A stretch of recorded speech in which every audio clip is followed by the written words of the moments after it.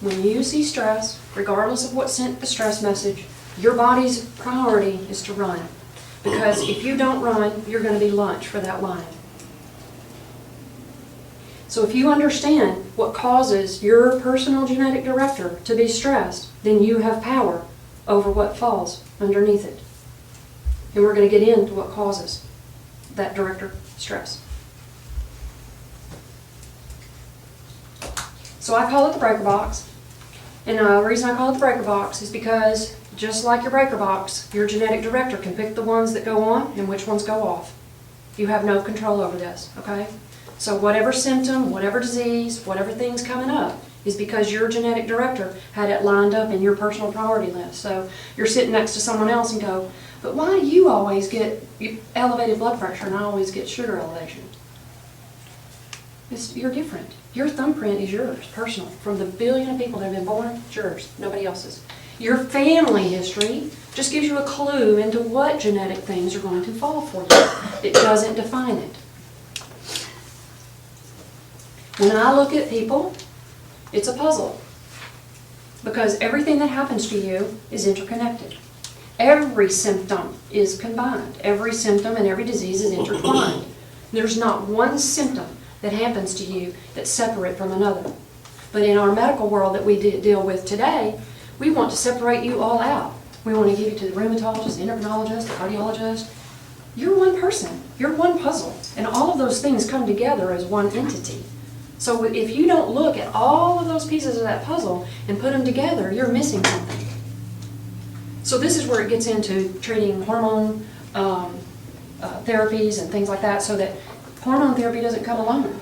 Treating your blood pressure doesn't come alone. There's something that's created the blood pressure that you need to get to why you have blood pressure and get to the source of why you have it. If you get to the source of why you have it, then you get to the symptoms and the signs, and the disease goes away. Diet is key in this because the diet controls much of the stress without us realizing it.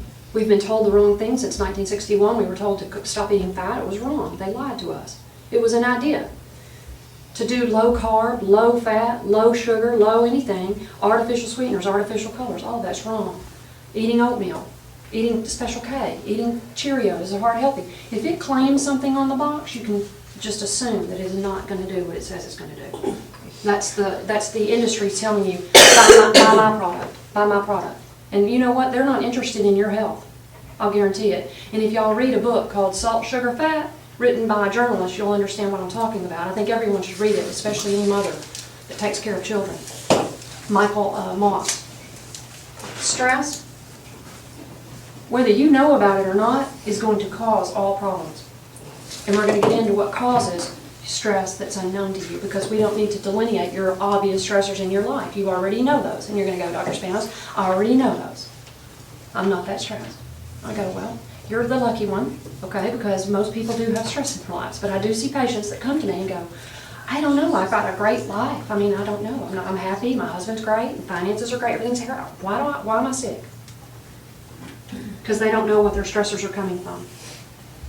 So how does your body read stress, and what creates that stress, and what causes that feeling of fight or flight? When you're not even knowing a lion is there, but you're feeling that panic feeling, okay? That feeling of like, I'm feeling like I gotta go.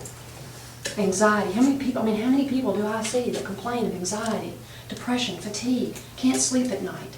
You know, just all of these problems, agitation, irritability, intolerance, all of those things are combined around your stress hormones. And your body's trying to survive and trying to run, and you're going, but I'm not running, but you are. So we have to find the hidden ones, right? My job through my lab is to find the hidden ones. Once I find the hidden lines, I show you, want to lay them out in front of you and go, these are your hidden lines. This is what's getting you.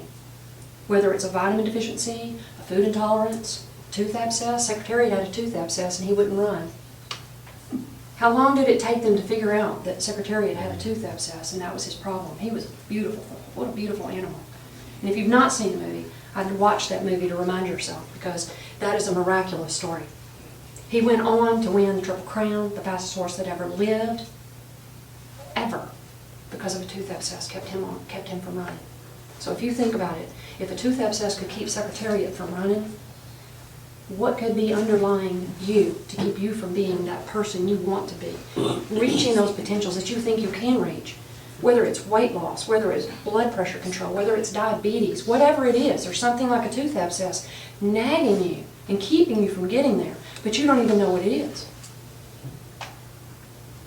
My job through lab is to find that what it is, but the diet that I'm going to teach you will get rid of most of that.